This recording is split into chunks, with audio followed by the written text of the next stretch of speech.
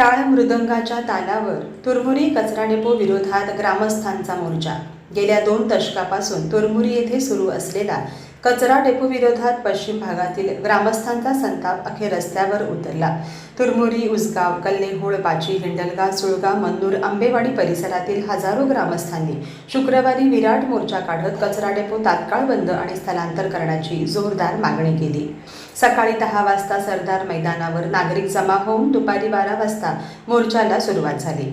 कचरा डेपो बंद करा, नाहीतर स्थलांतरित करा, कचरा हटाव, आरोग्य बचाव अशा घोषणा देत चन्नम्मा सर्कल येथून जिल्हाधिकारी कार्यालयावर हा मोर्चा नेण्यात आला। मोर्चेकरांच्या वतीने पुंडलिक बेळगावकर आणि दलित नेते सिद्धाप्पा कांबळे यांनी कचरा डेपोमुळे 20 वर्ष नागरिकांना त्रास सहन करावा लागत आहे। यामुळे आरोग्याच्या समस्या, दुर्गंधी, पर्यावरणीय हानी, या भागातील शेतीचे नुकसान, यामुळे जीवनमान घालवण्याची भीती त्यांनी व्यक्त केली। मोर्चासमोर यावेळी जिल्हाधिकारी मोहम्मद रोशन यांनी हजर होऊन नागरिकांची थेट संवाद साधला। 2 महिन्याभरात टप्प्याटप्प्याने कचरा कमी करण्याचे आश्वासन दिले। तसेच तुरमुरी येथे येणारा ओला व सुका कचरा 40 ते 50% कमी करण्यात येईल। उर्वरित कचऱ्याची विल्हेवाट केली जाईल असे आश्वासन त्यांनी दिले। त्याचबरोबर उत्तर दक्षिण व ग्रामीण या भागातील लोकप्रतिनिधींशी चर्चा करून कचरा डेपोसाठी जागा निश्चित केली जाईल असा प्रस्ताव असल्याचेही त्यांनी स्पष्ट केले।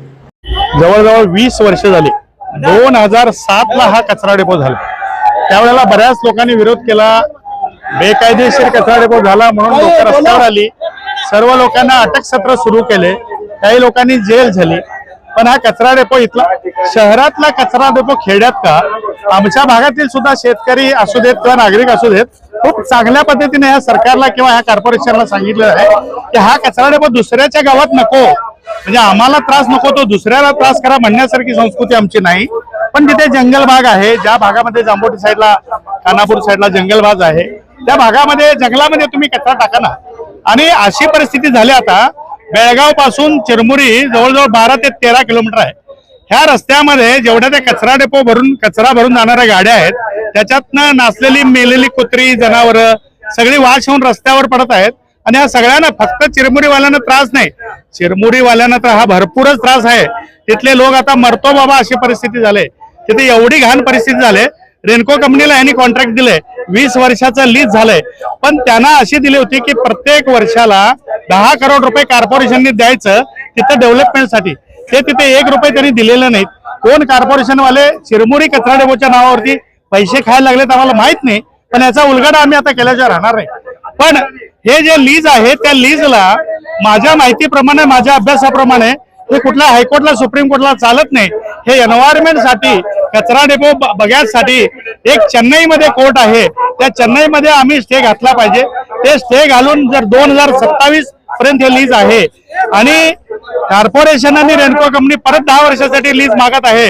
पण हे लीज जर कॅन्सल केलं, आणि सगळ्यात महत्वाचं, आतापर्यंत जेवढे आमदार खासदार त्या भागात झाले, कचरा डेपो काढण्याशिवाय मी राहत नाही म्हणून निवडणुकी वेळेस सांगतात, निवडून आल्यानंतर वापस कोणी जाऊन बघितलेलं नाही। त्यामुळे या भागामध्ये संपूर्ण ग्रामपंचायत पासून तर MP इलेक्शन पर्यंत आम्ही सर्व लोक निवडणुकीवर बहिष्कार टाकणार आहे। त्यानंतर त्याला शुद्धी बुद्धी येईल आणि त्याच्यानंतर कचरा डेपो निघेल। धन्यवाद। संदर्भात चिरमुरी परिसरातील सर्व जनता आज DC साहेबांना निवेदन देण्यासाठी आलेली आहे। आज चिरमुरी कचरा डेपोमुळे आमच्या तुरमुरी परिसरामध्ये जी दुर्गंधी पसरले, जो माशांचा प्रादुर्भाव झालाय, जमिनीमधील पाण्याची जी गुणवत्ता आहे ती कमी झालेली आहे। आणि त्याचबरोबर आमच्या ज्या फळबागा आहेत, त्या फळबागामधून एक सुद्धा फळ आम्हाला आज मिळायला तयार नाही। आमची काजू बाद व्हायलाय, आंबा बाद व्हायलाय, पिकांना सुद्धा बाद व्हायलाय। आणि ह्या कचरा डेपोमध्ये जे हाडं किंवा मांस आले ते खाण्यासाठी त्या परिसरामध्ये फार मोठ्या प्रमाणात म्हणजे आमचे कुत्री तयार झालेले आहेत, भटकी कुत्री। आणि ती कुत्री सुद्धा आज शेतामध्ये एक बाईला जायचं म्हटलं तरी सुद्धा आज भीती वाटते। अशी परिस्थिती त्या पुऱ्या भागामध्ये झालेली आहे। त्याच्यासाठी सरकारने विचार करून हा कचरा डेपो हलवावा आणि ज्या परिसरातील लोकांचा जीवन मरणाचा प्रश्न आहे तो जीवन मरणाचा प्रश्न सरकारनं सोडवावा अशी आम्ही येथील जनतेच्या वतीनं सरकारला कळकळीची विनंती करतो. मी ग्रामपंचायत अध्यक्ष वैशाली खंडित. सर, आता 2006 मध्ये आमच्या गावामध्ये कचरा येऊन पडला. त्यावेळेला बऱ्याच लोकांनी आंदोलन केले, हे केले आणि जेलमध्ये पण गेले. 17 ते 20 दिवस लोक जेलमध्ये होते. सर, जेवण करतो नाही त्याच्यामध्ये माशा वगैरे येतात, परत डास जास्ती झाला, पाण्यामध्ये मिक्स व्हायला ती घाण सगळी. आणि रोडावरनं गाड्या जातात तेव्हा रोडावरनं जाते वेळी जे मांस, जे बाटल्या, ते घाण असते का नाही रोडावरच पडलेले असते. त्याच्यामुळे लोकांना फार त्रास व्हायलाय. मी हात जोडून हे करतो की आमच्या गावचा कचरा काढला तर लय छान वाटतंय आणि लय भारी वाटत. ಆಮೇಲೆ ಕಚರಾ ತೆಗಿಸೋ ಯಾವುದು ತಾಲೂಕಾ ಪಂಚಾಯತ್ ಆಗಲಿ, ಜಿಲ್ಲಾ ಪಂಚಾಯತ್ ಆಗಲಿ, ಆಮೇಲೆ ನಮ್ಮದು MLA ಆಗಲಿ, MP ಆಗಲಿ, ಇವು ಎಲ್ಲ ಯಾವುದೂ ಕೂಡ ನಾವು ಇಲೆಕ್ಷನ್ ಮಾಡೋದಿಲ್ಲ ಅಂತೇಳಿ ಒಂದು ನಿರ್ಧಾರಕ್ಕೆ ಬಂದೇವು. ನಾವು 5-6 ಊರು ಮಂದಿ ಎಲ್ಲ ಜನರ ಅದಕ್ಕೆ ತಾವು ಒಂದು ಸ್ವಲ್ಪ ಇದನ್ನ ಎಲ್ಲರೂ ಇದು ತಲೆ ಇದು ಮಾಡ್ಕೊಂಡು ಸರಿಯಾಗಿ ನಮಗೆ ಅನಿಸ್ಬೇಕಂತ ಹೇಳಿ ಮಾತಾಡ್ತೇವೆ ಸರ್. ಅದ್ರ democracy policy. Sir, since 2006, the leachate garbage has been dumped on very religious place, top of the hill, where in foot of that hill there are the primary schools, high schools, as well as Kannada school. And there is another important thing. That area, that garbage depot area, is situated garbage orchards, as well as cashew nuts, farming, and very important is there that streams means flowing down of the hill and that mixing to the rivers as well as villages and borewells, and that every environment is polluted, sir. And there are the house insects and others. There are the small insects also. They are disturbing to the health of the children, and there are several diseases, sir. Stomach diseases, skin diseases, and totally that area is polluted. And all the villagers disturbed from that, and we are humbly requesting Honorable Commissioner, sir, that garbage depot should be removed, sir. That is our humble request. ಈ ವಿಚಾರದ ಬಗ್ಗೆ ತಾವಿವತ್ತೇನು ಪ್ರಸ್ತಾಪ ಮಾಡಿದಿರೋ ನನ್ನ ಕಚೇರಿನಲ್ಲಿ, corporation ಕಚೇರಿನಲ್ಲಿ ಹಾಗೂ ಸಚಿವರ ಕಚೇರಿನಲ್ಲಿ, ಶಾಸಕರ ಕಚೇರಿನಲ್ಲಿ ಹಾಗೂ ಎಲ್ಲಾ ಜನಪ್ರತಿನಿಧಿಗಳು, ಅಧಿಕಾರಿಗಳು ನಾವೆಲ್ಲರೂ ಹಿಂದಿನ ಒಂದು ವಾರದಿಂದ ಇದರ ಬಗ್ಗೆ ಚರ್ಚೆ ಮಾಡ್ತೇವೆ. ಇದು ನಮ್ಮ ಗಮನಕ್ಕೆ ಇಲ್ಲ ಅಂತ ಇಲ್ಲ, ಬಹಳ ಹಳೇ ಸಮಸ್ಯೆ. ಇದನ್ನು ಹೆಂಗ್ ಬಗೆಹರಿಸಬೇಕು ಅನ್ನೋದು ನಾವು ಎಲ್ಲರೂ ನಮಗೆ ಗೊತ್ತಿದೆ.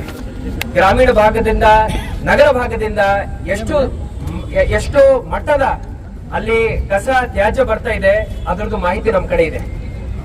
ಇದನ್ನು ನಾವು ಶಿಫ್ಟ್ ಮಾಡಬೇಕು, ಬಂದ್ ಮಾಡ್ಬೇಕಂದ್ರೆ ಒಂದು ಪರ್ಯಾಯ ಜಾಗವನ್ನು ಹುಡುಕ್ಬೇಕಂತ ಹೇಳಿ ನಾನು ನಮ್ಮ ಅಧಿಕಾರಿಗಳಿಗೆ ಆಲ್ರೆಡಿ ನಾನು ಹೇಳಿದ್ದೆ. ಇದರ ಅರ್ಥ ಏನಂದ್ರೆ ನಾವು ಇದನ್ನು ಶಿಫ್ಟ್ ಮಾಡ್ಲಿಕ್ಕೆ ಪ್ಲಾನ್ ಮಾಡ್ತಾ ಇದೀವಿ. ಬಿಸಿಲಲ್ಲಿ ಇರೋ ಅವಶ್ಯಕತೆ ಇಲ್ಲ. ನಿಮ್ದೇನು ಮನವಿ ಇದೆ, ನೀವು ಒಂದು 10 ಜನ ನನ್ನ ಜೊತೆ ನನ್ನ ಟೇಬಲ್ ಮೇಲೆ ಕೂತ್ಕೊಂಡು ಮಾತಾಡ್ಬೇಕು. ಅದು ಪದ್ಧತಿ.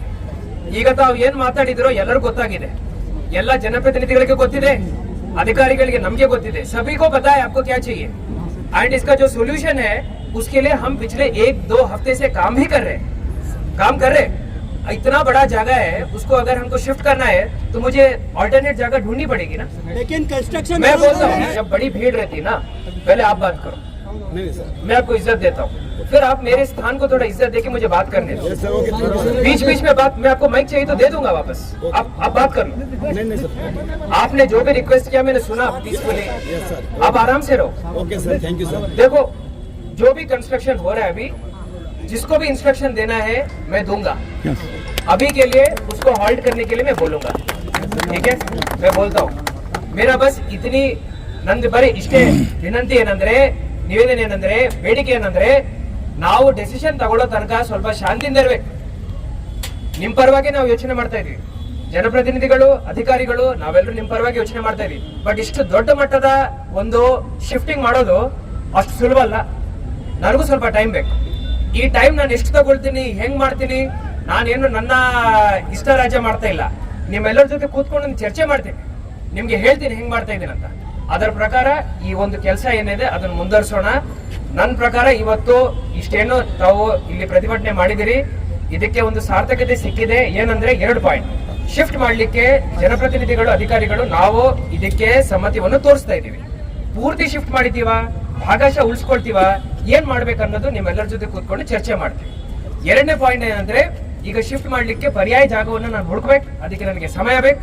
ಆ ಸಮಯ ತಮ್ಮ ಜೊತೆ ಕೂತ್ಕೊಂಡು, ಯಾರು ಮುಖಂಡರು ತಾವು ಇದ್ದೀರಾ, ತಮ್ಮ ಜೊತೆ ಕೂತ್ಕೊಂಡು ನಾನು ಚರ್ಚೆ ಮಾಡಿ ಒಂದು ಒಳ್ಳೆ ಟೇಬಲ್ ಮೇಲೆ ಕೂತ್ಕೊಂಡು ಮಾಡ್ಬೇಕು. ಆವಾಗ ಇದಕ್ಕೆ ನಿರ್ಧಾರ ಸಿಗುತ್ತೆ. ಇಷ್ಟು ಹೇಳುತ್ತಾ ತಾವು ಈ ಪ್ರತಿಭಟನೆಯನ್ನು ಹಿಂಪಡಿಬೇಕಂತ ತಮಗೆ ಮನವಿ ಮಾಡ್ಕೊಳ್ತಾ ಇದ್ದೆ. Thank you. साहेबांबरोबर